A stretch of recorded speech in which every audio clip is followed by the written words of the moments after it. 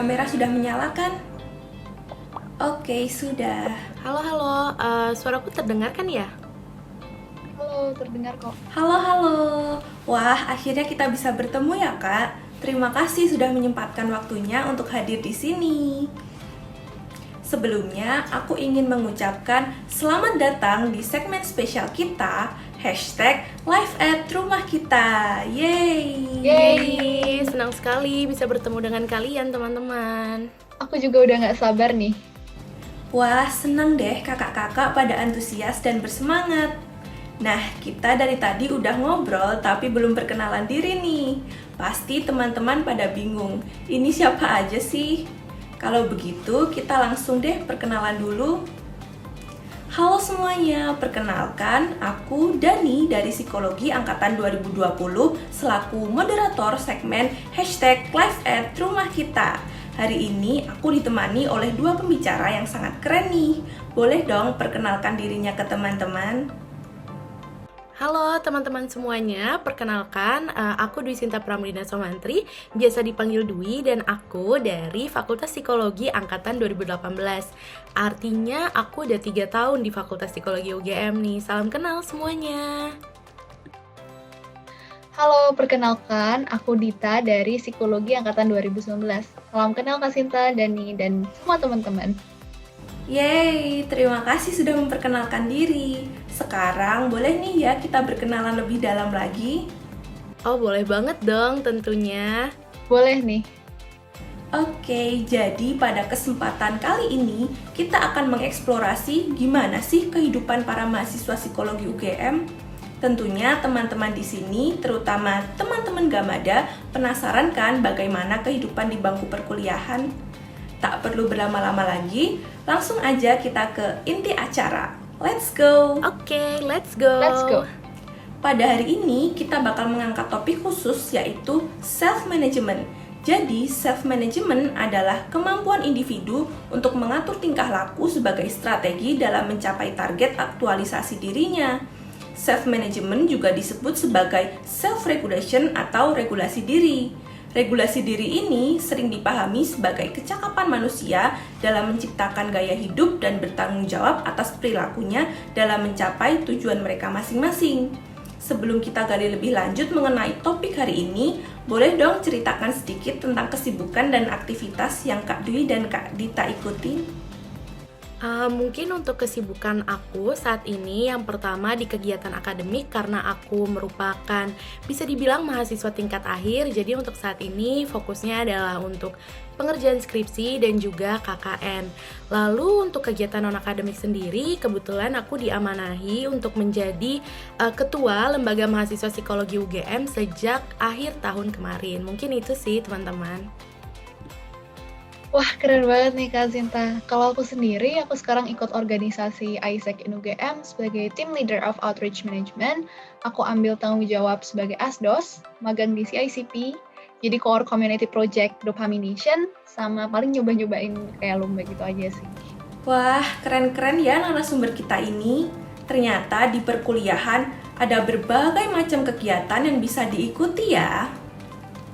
Menurut Kak Dwi dan Kak Dita, mengapa sih kita sebagai seorang mahasiswa perlu melakukan self-management? Menurutku pribadi, sebagai seorang mahasiswa pastinya penting banget untuk memiliki self-management yang baik. Karena ketika kita memiliki self-management yang baik, kita itu bisa mengerjakan aktivitas kita secara efisien dan juga memberikan kontribusi terbaik dari diri kita, baik untuk kegiatan akademik ataupun non-akademik kita. Dan menurutku pribadi, untuk self-management yang baik itu bisa dideskripsikan menjadi 3. Yang pertama adalah self-management yang baik adalah ketika kita bisa membedakan apa yang patut untuk kita prioritaskan saat itu. Tetapi kita juga harus mampu untuk menyelesaikan kegiatan yang telah kita sampingkan secara maksimal. Lalu yang kedua adalah ketika kita bisa mengatur waktu kita atau memiliki time management yang baik. Artinya kita bisa menyelesaikan segala kegiatan yang telah kita rancangkan secara baik dan maksimal, tetapi kita juga bisa memenuhi kebutuhan kita sehari-hari, misalkan makan on time dan istirahat yang cukup. cukup. Itu penting banget teman-teman. Lalu self management yang baik, yang ketiga menurutku adalah ketika kita punya coping mechanism atau cara positif ketika kita menghadapi suatu permasalahan.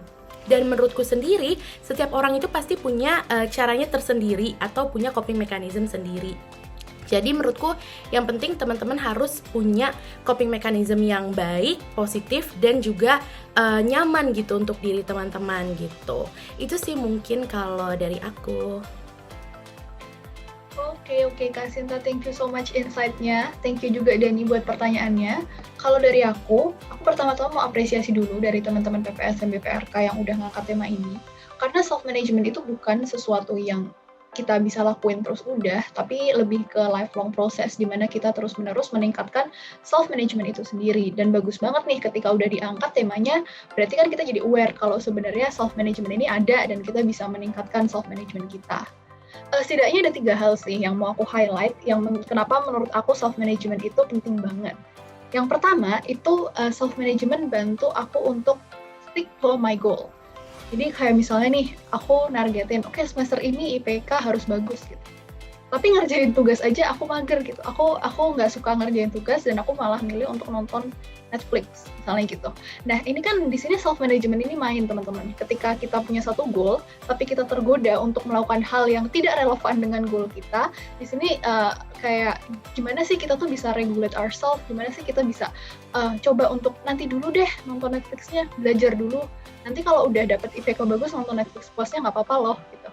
Nah, di sini kan self-managementnya main. Itu yang pertama, itu bantu untuk stick to our goal. Yang kedua, ini juga bisa bantu kita untuk deal with unexpected situation. Misalnya, kalau ini mungkin aku ngangkatnya, kalau aku lagi ada kerja kelompok atau aku lagi ada project, dan salah satu anggota tim itu ada yang ghosting misalnya gitu. Nah, di sini aku harus bisa pinter-pinter meregulate myself, biar aku nggak emosi terhadap perilaku dari salah satu tim memberku ini. Jadi mungkin aku strateginya adalah, oke, aku sekarang kesel. Tapi kalau aku ngikutin kesel aku nggak coba untuk manage myself, nanti kondisinya makin berantakan lagi. Orang dia udah ghosting, nanti malah dianya hilang, dia nggak bisa balik lagi. Jadi gimana sih caranya biar kita bisa narik lagi teman yang ghosting itu? Nah, kalau kita mau mendevelop a good strategy, pertama-tama kita harus bisa mikir secara rasional. Dan yang bantu kita mikir secara rasional itu ketika kita udah bisa manage atau regulate our emotion, atau mungkin mengendalikan diri itu, teman-teman. Jadi itu yang kedua. Nah, last but not least, yang ketiga itu, kalau buat aku ini bantu buat aku bounce back kalau misalnya aku lagi jatuh. So, misalnya performa aku pas buruk nih, aku pas ada kritik. Nah, aku tuh sebisa mungkin memposisikan diri nih. Aku sedih banget, performa aku jelek, dan misalnya aku dapat kritik gitu, aku sedih. Tapi ya aku harus self management, aku harus bereaksi gitu kan, misalnya ya aku sedih terus gimana gitu. Kalau misalnya aku ngikutin sedih-sedih terus, masalahnya nggak akan selesai. Jadi misalnya aku jatuh, terus gimana caranya biar aku balik lagi. Nah, itu yang main di sini adalah self management, gimana aku bisa manage diriku ketika sedih, dan gimana aku bisa untuk bangkit lagi gitu ketika aku sedang merasa nggak oke. Jadi itu tadi 3 hal alasan kenapa itu penting menurut aku. Wah, ternyata self-management itu sangat penting ya untuk dapat memaksimalkan performa yang ada di dalam diri kita dan meregulasi diri sendiri untuk siap menghadapi berbagai situasi yang tidak terduga nih. Oke, terima kasih Kak Dwi dan Kak Dita atas insight barunya yang sangat bermanfaat nih pastinya. Sebagai seseorang yang memiliki banyak kesibukan, apa saja sih tantangan yang kalian hadapi untuk selalu siap bertanggung jawab terhadap kewajiban akademik maupun non-akademik? Oke, sebagai seorang mahasiswa pastinya akan ada beberapa tantangan yang akan dihadapi menurutku. Terlepas teman-teman itu ikut ataupun gak ikut kegiatan non-akademik, karena bahkan di akademik sendiri, aku rasa kita punya tantangan dan tanggung jawab di setiap mata kuliah gitu yang kita ambil. Tapi kalau berdasarkan pengalamanku sendiri ya, tantangan yang paling sering aku hadapi adalah mengenai menjaga motivasi dan juga fokus, khususnya di bidang akademik. Menurutku penting banget untuk diingat ya teman-teman, kalau tugas kita sebagai mahasiswa itu adalah untuk belajar dan juga mengembangkan potensi diri. Artinya seharusnya kita bisa lebih memprioritaskan akademik kita. Nah, menurutku menjaga motivasi dan fokus itu penting banget karena seringkali kita itu fokusnya terbagi dengan kegiatan non-akademik kita ataupun tergoda untuk melakukan kegiatan yang kurang produktif di saat kita seharusnya mungkin mengerjakan tugas atau melakukan kegiatan non-akademik. Terlebih aku pribadi di awal masa perkuliahan aku masih belum memiliki coping mechanism yang baik untuk diriku sendiri. Dan menurutku itu juga tantangan karena balik lagi di dunia perkuliahan atau sebagai mahasiswa itu memang penting banget sih untuk memiliki self-management yang baik agar kita juga bisa menjalankan kegiatan kita secara baik dan juga bisa turut senang gitu ketika kita melakukan aktivitas tersebut. Oke, thank you so much Dani pertanyaannya, dan thank you juga tadi Kak Sinta untuk insight-nya. Kalau dari aku sendiri, mungkin aku nambahin dari perspektif aku bagi tantangan ini jadi dua, yaitu tantangan dari internal dan tantangan dari eksternal. Kalau dari internal itu arahnya lebih ke gimana sih aku bisa memaksimalkan diri aku di setiap kerjaan yang aku punya, dan juga gimana aku menyeimbangkan diri di tengah beberapa kesibukan gitu. Di sini mungkin kasus-kasus kayak tantangannya lebih ke time management, gimana aku manage waktunya, terus priority setting, mana yang harus aku kerjain duluan, mana yang harus aku kasih fokus kayak konsentrasi penuh, yang mana aja, kapan aja gitu. Terus work-life integration. Kalau work-life integration tuh lebih ke kayak di tengah banyaknya kesibukan yang ada, gimana sih aku tetap bisa punya personal life yang baik-baik aja gitu. Misalnya untuk waktu untuk aku, untuk keluargaku, dan orang-orang di sekitar aku gitu teman-teman. Next, untuk eksternalnya itu arahnya lebih ke gimana aku bisa kasih output maksimal dari kayak kerjaan yang sedang aku lakuin. Ini mungkin tantangannya bisa aku bilang lebih ke communication skill, gimana aku bisa mengkomunikasikan ide-ide aku dengan baik, terus belajar untuk konsisten gitu kalau misalnya di tanggung jawab yang beda-beda, terus gimana sih aku bisa bekerja sama dengan baik, sama kayak di dalam tim gitu, sama teman-teman aku, gimana aku kerja dengan baik, dan juga gimana aku make sure gak ada yang ketinggalan nih tanggung jawab aku gitu teman-teman. Wah, ternyata di balik dua narasumber kita yang keren banget ini banyak juga ya tantangan yang harus dihadapi. Dan untuk dapat menghadapinya, kita harus bisa nih ya untuk mengatur strategi coping yang baik. Dan jangan lupa untuk memprioritaskan mana sih hal-hal yang penting untuk dilakukan terlebih dahulu. Terkadang kita sebagai mahasiswa sering merasa kewalahan dalam menghadapi kewajiban akademik dan non-akademik yang tidak jarang bertubrukan. Menurut kalian, bagaimana sih cara yang paling efektif untuk menata dan mengatur hal tersebut? Dan apa saja sih hal-hal yang perlu dipertimbangkan? Kalau caraku pribadi ya untuk menghindari atau menghadapi ketika kegiatan bertabrakan antara kegiatan akademik maupun kegiatan non-akademik. Nah, biasanya aku membuat semacam list skala prioritas gitu. Biasanya aku menuliskan kegiatan-kegiatan yang kemungkinan bertabrakan dan apa sih yang harus didahulukan. Dan menurutku kegiatan yang harus didahulukan itu adalah ketika kegiatan itu bersifat urgent dan juga berdampak kepada pihak lain gitu. Khususnya karena aku di LM juga, aku biasanya mendahulukan kegiatan yang memang berdampak kepada mahasiswa khususnya. Jadi itu aku dahulukan. Lalu yang kedua adalah kegiatan yang deadline-nya paling dekat. Karena ya secara logika pasti kita akan menyelesaikan terlebih dahulu kegiatan yang deadline-nya lebih dekat gitu kan. Nah, menurutku juga penting banget sih untuk mengantisipasi kegiatan yang kemungkinan bertabrakan. Dan aku biasanya mengantisipasi hal tersebut dengan membuat semacam agenda di kalender aku. Jadi biasanya aku itu setiap harinya memiliki semacam goals harian. Apa sih yang ingin aku capai, apa yang ingin aku selesaikan hari ini. Dan biasanya juga aku tulis per jam apa yang harus lakukan gitu. Baik itu jadwal kuliah atau jadwal kegiatan non-akademik. Dan tetap walaupun agendanya itu bisa dibilang cukup penuh karena aku bener-bener nulis per jam gitu, tapi biasanya ada beberapa jam yang aku kosongkan untuk kegiatan yang mungkin muncul secara tiba-tiba dan harus diprioritaskan hari itu juga gitu. Jadi menurutku penting banget sih teman-teman untuk bisa mengatur jadwal kalian dengan baik dan juga memiliki self management yang baik gitu untuk menghindari kegiatan yang bertabrakan. Dan pastinya ketika ada kegiatan yang bertabrakan, diharapkan untuk tetap tenang sih teman-teman gitu, jangan panik karena pasti semuanya bisa terselesaikan dengan baik gitu. Thank you Dani pertanyaannya. Jujur ini pertanyaan bagus banget, good question. Karena ini tantangan pasti buat semua orang ya. Gak usah bertubrukan sebenarnya. Kayak misalnya banyak tanggung jawab yang datang bareng-bareng, keroyokan itu aja tuh udah jadi tantangan berat tersendiri gitu ya.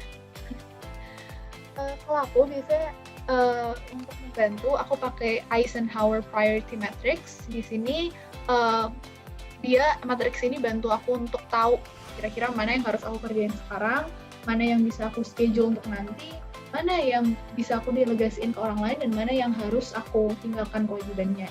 Bukan tinggalkan sih, maksudnya nggak terlalu penting untuk aku kerjain gitu. Nah, pertimbangan pribadinya biasanya kalau dari aku itu lebih ke urgensinya, mana yang lebih urgent. Kalau misalnya ada 2 rapat yang bertubrukan, itu kan aku nggak bisa pakai Eisenhower gitu kan. Nah, itu biasanya aku pilih mana di rapat mana yang tanggung jawabku itu lebih besar gitu. Lalu yang kedua, biasanya deadline, mana yang paling mendekati deadline gitu. Misalnya kayak ada 2 tugas yang bareng-bareng gitu ngerjainnya. Maksudnya kayak waktu ngerjainnya, itu biasanya mana sih yang lebih mendekati deadline-nya gitu. Yang paling mendekati biasanya yang aku cicil lebih banyak duluan. Terus yang ketiga, lebih ke gimana caranya aku bisa develop strategi agar aku bisa mengusahakan semua tanggung jawabku itu bisa selesai dengan efektif dan maksimal gitu teman-teman. Oh ya, jangan lupa kalau ambil banyak tanggung jawab itu kuncinya menurutku be responsible. Karena walaupun tanggung jawabnya banyak dan datangnya bareng-bareng, teman-teman harus sadar dong dari awal udah ngambil kewajiban itu. Jadi sebisa mungkin diselesaikan sebaik mungkin walaupun misalnya lagi ngerasa capek atau ngerasa kok banyak banget tubrukannya. Ya gimana teman-teman mau develop strategi biar semua tanggung jawabnya itu harus terlaksana dengan baik. Kan dari awal udah ngambil, jadi harus tanggung jawab juga dong sampai akhir. Gitu teman-teman. Oke, jadi bisa banget nih ya kita buat list juga untuk mengatur kegiatan-kegiatan yang harus diprioritaskan terlebih dahulu. Dan jangan lupa juga kalau kita punya tanggung jawab atas sesuatu yang telah kita pilih. Oke, menarik banget nih ya pembahasan kita kali ini. Ketika menyelesaikan sebuah atau berbagai kesibukan sekaligus, pasti ada kalanya Kak Dwi dan Kak Dita merasa capek atau down atau stres. Nah, bagaimana sih cara Kak Dwi dan Kak Dita untuk dapat mengatasinya? Oke. Menurutku ya, ini penting banget ya teman-teman untuk diingat kalau suatu saat teman-teman ngerasa capek, down atau stres itu tuh wajar banget perasaan itu muncul gitu. Perasaan ini tuh bisa muncul di setiap orang gitu. Jadi teman-teman gak usah khawatir, dan menurutku yang paling penting adalah teman-teman harus bisa mengatasi perasaan negatif teman-teman gitu dengan cara yang kalian ngerasa itu cara terbaik untuk kalian. Tapi kalau boleh sharing, aku sendiri punya semacam coping mechanism pattern yang udah aku coba aplikasikan ke diriku, dan menurutku ini cukup baik gitu. Biasanya ketika aku ngerasa stress, down atau capek gitu ya dengan kegiatan-kegiatanku, aku biasanya yang pertama kali aku lakukan adalah menenangkan diri terlebih dahulu. Karena menurutku kalau misalkan kita terlalu berpikir gitu ya tentang perasaan ini, justru malah nggak selesai-selesai gitu masalahnya. Jadi biasanya aku menenangkan diri sejenak, biasanya aku istirahat dulu dengan melakukan kegiatan positif yang membuat diriku nyaman. Misalkan kalau aku sendiri, aku biasanya pesen makanan kesukaan aku, atau misalkan aku dengerin lagu kesukaan aku yang bikin semangat kayak di on repeat gitu selama beberapa menit.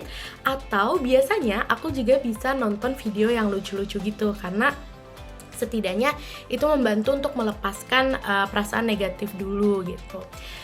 Lalu setelah ngerasa tenang gitu ya, setelah ngerasa kalau udah mulai cool down gitu, aku biasanya melakukan semacam evaluasi diri. Aku coba memahami apa sih perasaan aku saat itu gitu. Kayak misalkan, kenapa ya aku stres, kenapa ya aku lagi ngerasa kayak down banget dan males buat ngapa-ngapain gitu. Jadi aku bener-bener coba pahamin perasaan aku dan penyebabnya apa, kayak gitu. Lalu setelah aku berusaha untuk ngelakuin si self-evaluation motivation tadi, aku biasanya mulai berpikir lebih jernih untuk memikirkan apa ya kira-kira solusi agar perasaan ini itu bisa perlahan menghilang gitu. Karena balik lagi ada kegiatan dan tanggung jawab yang harus disesuaikan kan teman-teman, baik akademik maupun non akademik gitu. Jadi mau nggak mau ya kita harus bisa bangkit dari perasaan ini gitu. Aku selalu berpikir seperti itu. Dan misalnya kalau misalkan aku ngerasa capek ya, aku sempetin untuk tidur siang dulu atau melakukan semacam power nap gitu, setidaknya untuk memberikan solusi dari permasalahan yang dihadapi. Dan menurutku sendiri, kalau misalkan teman-teman udah berusaha menenangkan diri dan mencari solusi tapi memang keadaannya cukup sulit gitu ya untuk dikendalikan, menurutku penting banget sih teman-teman untuk beristirahat sejenak dari kegiatan teman-teman. Menurutku wajar banget kalau teman-teman mau beristirahat sejenak gitu. Tapi yang paling penting kita tetap harus ingat tanggung jawab kita gitu. Kalau kegiatan akademik ya kita harus tetap berusaha untuk memberikan yang terbaik menyelesaikan tugas-tugas atau ujian. Tapi kalau kegiatan non-akademik, karena berhubungan dengan pihak lain, teman-teman juga penting banget untuk setidaknya mengabari teman kalian di kegiatan non-akademik, sehingga teman-teman di non-akademik kalian juga bisa paham dengan keadaan kalian gitu. Jadi teman-teman juga bisa dengan tenang menyelesaikan masalah pribadi kalian atau perasaan kalian, tapi at the same time juga kalian bisa tetap bertanggung jawab gitu dengan apa yang sudah menjadi tanggung jawab teman-teman. Seperti itu kalau menurut aku. Dan by the way ini questionnya relatable banget karena semua orang pasti pernah ngerasa capek, down atau stres gitu ya. Di sini aku mau disclaimer dulu, sebenarnya perasaan ini semua manusiawi ya teman-teman. Dan aku sendiri pun sering ada di state demikian. Ini aku mau share kurang lebih 3 tips yang biasa aku lakuin untuk mengatasi ketiga hal tersebut. Yang pertama itu lebih ke aku coba untuk memahami diriku, lebih aware ketika aku sedang nggak oke. Misalnya nih lagi banyak kewajiban datang di satu waktu, dimana aku tuh harus meetingnya tuh udah kayak berjajar gitu loh, satu meeting ke meeting lain, ke meeting lain lagi gitu. Nah di sini aku tuh ngerasa capek, dimana aku tuh misalnya dari satu meeting ke satu meeting yang lain tuh aku tuh udah uring-uringan gitu loh, udah nggak mood untuk ngelakuin itu. Nah di situ aku harus sadar dulu nih, oh aku lagi nggak oke nih kayaknya. Kenapa ya? Oh karena lagi banyak banget kewajiban dan aku ngerasa capek. Oke kalau gitu ambil waktu deh untuk istirahat misalnya 1 jam gitu. Ya udah selama 1 jam itu aku istirahat dulu. Aku istirahat dan ngelakuin hal-hal yang menurut aku bisa ngembaliin moodku lagi. Misalnya kayak minum coklat atau nonton stand up comedy atau pokoknya ngelakuin hal-hal yang aku anggap fun gitu. Bisa juga jalan-jalan bentar gitu. Nah, setelah aku ada di momen dimana aku recharge itu, oke, aku bisa balik lagi ke kerjaan aku dengan lebih fresh dan bisa menyelesaikan pekerjaan itu dengan lebih baik. Tapi lagi, ini situasional ya. Kalau misalnya kalian udah ngerasa bad mood dan udah ngerasa, oke, aku udah spend waktu untuk fun nih, tapi kok aku masih bad mood lagi ya? Kalian harus tanya lagi sama diri kalian sendiri, kenapa ya kok masih bad mood lagi? Gitu. Next, yang kedua, saran aku adalah untuk build a good support system.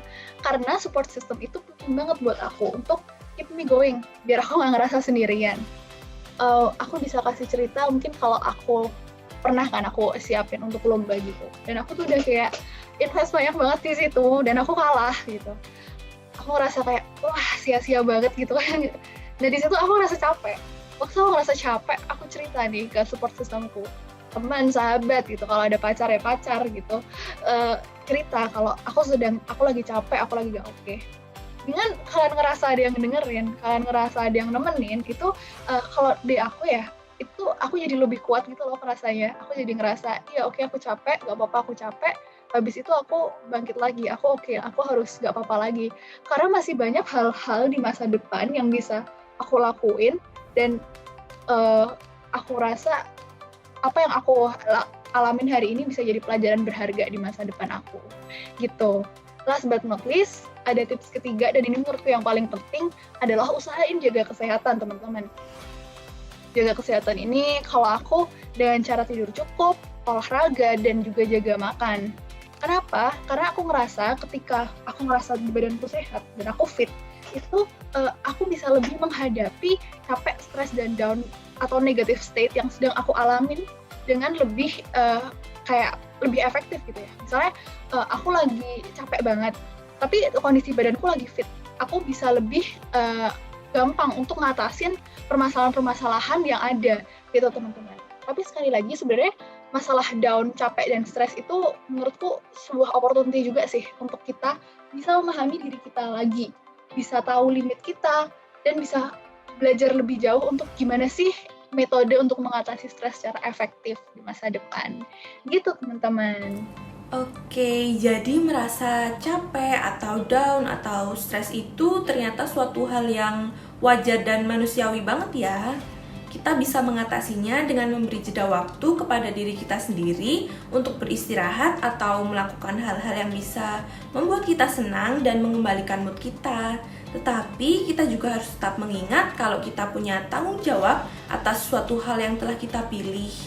Dan kita juga bisa banget nih buat cerita ke support system kita tentang perasaan yang sedang kita alami untuk mendapatkan dukungan dari support system kita. Wah, sangat menarik dan bermanfaat banget nih ya tips-tipsnya. Apakah kalian mempunyai target-target tertentu yang ingin kalian capai atau yang sudah kalian capai? Boleh banget nih diceritakan supaya dapat menjadi motivasi bagi teman-teman Gamada. Oke, target ya. Kalau aku sendiri ada beberapa target sih yang sebenarnya pengen aku capai gitu ya dalam waktu dekat ini.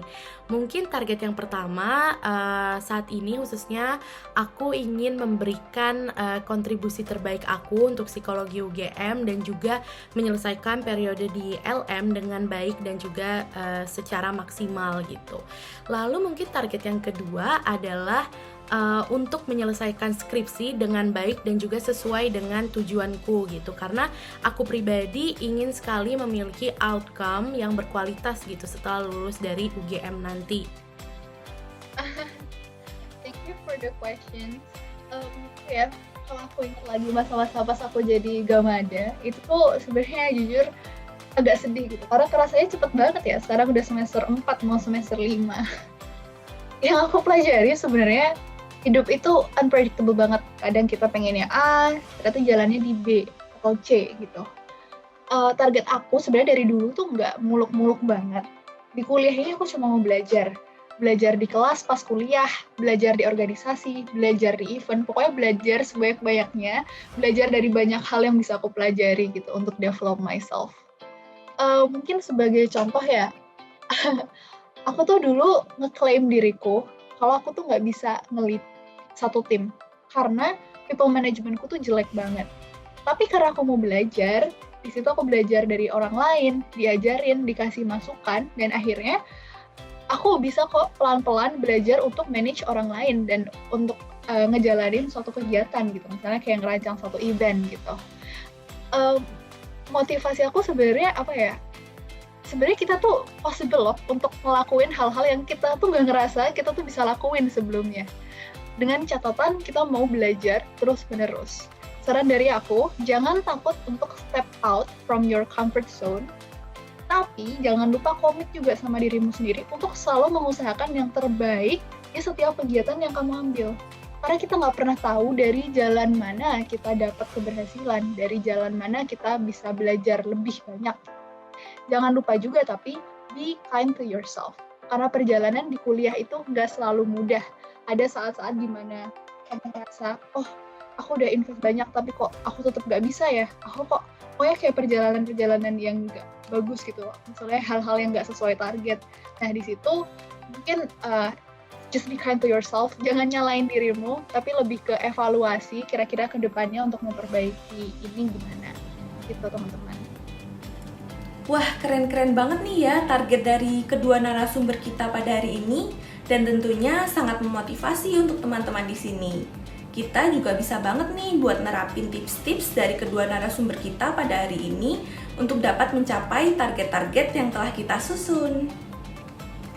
Karena teman-teman Gamada baru saja menjadi mahasiswa, kira-kira apa saja sih hal-hal yang berbeda dari self-management kalian waktu sebelum masuk kuliah dengan masa kuliah ini? Dan apa saja sih yang dapat teman-teman Gamada antisipasi berkaitan dengan self-management? Oke. Tadi kan aku udah sempat bilang ya self management yang baik itu kan ada 3. Yang pertama itu bisa membedakan prioritas, terus ada time management yang baik, terus coping mechanism yang positif juga. Nah, menurutku yang paling membedakan antara sekolah dan kuliah itu adalah time management. Karena kalau di sekolah itu kita bisa lebih mudah untuk mendapat bantuan guru kan. Sesimpel kita nggak ngerjain tugas itu pasti guru nyariin kita kan gitu, ditanyain kenapa nggak ngerjain tugas ini gitu. Terus juga kita biasanya udah dapat jadwal mata pelajaran yang fix kan dari sekolah gitu, jadi kayak nggak perlu berpikir tentang time management kita gitu. Dan di perkuliahan ini menurutku nanti perkuliahan ini akan mendukung teman-teman untuk menjadi sosok yang lebih mandiri. Contohnya setelah beberapa semester di psikologi nanti teman-teman harus memilih matkul sendiri, terus juga teman-teman harus bisa untuk membagi waktu dan memilih mata kuliah yang waktunya paling tepat dengan jadwal teman-teman. Lalu aku rasa juga dosen-dosen di kuliah itu tuh mereka nggak akan nyariin kalian seandainya kalian nggak ngerjain tugas, karena kan yang membutuhkan nilai adalah mahasiswa itu sendiri, dan itu juga merupakan tanggung jawab akademik dari mahasiswa itu sendiri. Oleh karena itu, balik lagi menurutku penting banget punya self management yang baik di perkuliahan nanti agar teman-teman juga dapat menyelesaikan kegiatan akademik dan juga non akademiknya dengan efisien dan juga maksimal tentunya. Terlebih teman-teman juga nantinya bisa mengembangkan potensi diri secara baik bila teman-teman memiliki self management yang baik juga. Dan mungkin kalau ditanya gimana cara mengantisipasinya, menurutku khususnya teman-teman saat ini kan masih ada beberapa waktu ya sebelum masuk ke kuliah. Nah, teman-teman bisa memanfaatkan waktu tersebut untuk memahami diri kalian sendiri. Coba teman-teman pahami apa sih yang harus teman-teman lakukan dan kembangkan untuk memiliki self management yang baik menurut teman-teman sendiri. Karena menurutku yang mengetahui diri kita yang terbaik adalah diri kita sendiri. Jadi penting banget untuk teman-teman mulai merefleksikan tentang cara self management yang baik untuk kalian sendiri gitu. Ngomongin tentang self management ya, jujur sebenarnya aku ngerasa beda banget sih di kuliah ini karena aku bisa learning by doing gitu. Jadi aku ngerasa bisa jauh lebih manage myself better gitu. Walaupun masih belajar juga sih sampai sekarang. Karena self management itu kan bukan sesuatu yang kau bisa dapet, wow self managementku bagus terus udah gitu. Bukan, tapi itu suatu proses untuk terus-menerus kita mengembangkan diri. Nah, aku sekarang ngerasa aku bisa lebih ngerti gimana aku bisa manage myself. Misalnya nih, aku tuh paling nggak bisa kalau aku tuh harus dipaksa untuk ngelakuin sesuatu. Misalnya, besok ada deadline, jangan besok deh, minggu depan ada deadline report gitu, research report. Nah, aku paling nggak bisa kalau misalnya aku lagi nggak mood ngerjain, lagi malas ngerjain, terus aku maksa diriku. Kalaupun aku maksa, tapi hasilnya tuh kayak minimal banget, kayak jelek banget. Nah, yang aku lakuin adalah, karena aku paling nggak bisa dipaksa, aku harus belajar menikmati hal-hal yang aku anggap aku nggak suka itu. Misalnya nih kayak tadi nih soal masalah research report. Nulis report itu boring banget ya, misalnya aku sebelumnya nganggap kalau itu boring. Nah, terus aku bilang, tapi sebenarnya nggak seboring itu kok gitu. Aku bisa dapat banyak insight, ada banyak pengetahuan yang sebelumnya tuh aku nggak tahu, dan kadang tuh pengetahuannya tuh unik loh gitu, kayak sesuatu yang aku nggak terpikir sebelumnya gitu misalnya.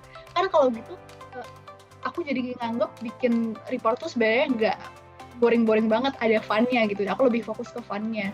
Contoh lain misalnya aku sebel nih kalau misalnya meeting lama-lama, apalagi online, matanya sakit, punggungnya sakit, pokoknya pegel banget. Nah, tapi karena aku ngerasa, oke, aku udah punya tanggung jawab, ya aku harus bisa untuk hadiri meeting itu secara full, aku harus berusaha enjoy gitu. Mungkin caranya dengan cara aktif pas meeting, terus ngobrol-ngobrol dikit nih di chat Zoom, ya berusaha lebih engage gitu ke meetingnya. Nah, kalau antisipasinya, untuk teman-teman Gamada, tips dari aku adalah, it's okay kalau kamu ngerasa self-management kamu belum baik gitu. Learn by experience. Dan teori juga sih kalau psikologi kan, jadi kamu privilege-nya adalah kamu bisa learn dari experience kamu dan dari teori yang kamu pelajari di kelas untuk better self-management. Menurutku pasti ada masanya sih di saat kamu tuh merasa self-managementmu buruk, dan kamu misalnya nih kamu pengen mencapai sesuatu tapi mager, terus kamu gagal mencapai gara-gara kamu mager, terus kamu sebel kenapa sih kamu mager gitu. Nah, pengalaman-pengalaman buruk itu yang aku sebut learn by experience, karena dari situ kamu bisa develop better self management gitu, jadi bisa lebih ngakalin. Oke, ternyata di perkuliahan ini kita perlu memiliki time management yang baik dan bertanggung jawab terhadap semua hal yang ada di dalam hidup kita untuk dapat mewujudkan self-management yang baik untuk diri kita sendiri. Terlepas dari itu, kembali lagi nih kalau kita harus banyak-banyak belajar untuk memahami diri kita sendiri. Karena yang mengerti diri sendiri itu ya diri kita sendiri. Dan kita juga bisa belajar dari pengalaman di masa lalu nih ya. Wah, tidak terasa nih, ternyata sekarang kita telah berada di penghujung segmen #Life@Rumah Kita. Sesi hari ini sangat inspiratif dan banyak pesan yang bisa kita petik dari Kak Dwi dan Kak Dita. Sebelum kita tutup, mungkin Kak Dwi dan Kak Dita dapat menyampaikan motivasi atau pesan untuk teman-teman Gamada. Mungkin dari aku ingin mengucapkan selamat dan semangat juga untuk mengikuti perkuliahan di Fakultas Psikologi UGM ini ya teman-teman. Semoga urusan perkuliahan teman-teman ke depannya diberi kemudahan dan dilancarkan juga. Dan semoga teman-teman semuanya bisa mendapatkan ilmu-ilmu yang bermanfaat untuk ke depannya. Mungkin sedikit pesan dari aku terlepas dari pesan-pesan yang telah aku sampaikan di pertanyaan-pertanyaan sebelumnya adalah ini sih teman-teman, penting banget untuk ingat jangan takut untuk keluar dari zona nyaman kalian gitu. Karena menurutku pribadi mahasiswa yang baik adalah ketika mahasiswa ini mampu untuk bertanggung jawab kepada urusan akademiknya tetapi juga bisa mengembangkan potensi diri yang dimiliki. Aku percaya bahwa terdapat banyak sekali kesempatan untuk teman-teman mengembangkan potensi yang teman-teman miliki, baik di dalam fakultas ataupun di luar fakultas. Maka dari itu, sekali lagi jangan takut untuk mencoba hal baru dan jangan takut untuk keluar dari zona nyaman. Dan mungkin terakhir dari aku adalah jangan lupa juga untuk menjaga kesehatan kalian gitu, khususnya di era pandemi ini. Tetap menjaga kondisi tubuh kalian dan juga semoga segala urusannya dilancarkan gitu ya ke depannya. Sekali lagi semangat dan juga selamat bergabung di Fakultas Psikologi UGM. Yay, semangat semuanya. Oke, thank you Kak Sinta atas nasihatnya. Kalau dari aku nambahin dikit ya. Menurutku bawa seru aja guys. Explore yang banyak, belajar, lakuin hal-hal yang baik secara maksimal, nggak usah takut salah, nggak usah takut gagal, sering-sering evaluasi, cari circle pertemanan yang positif juga.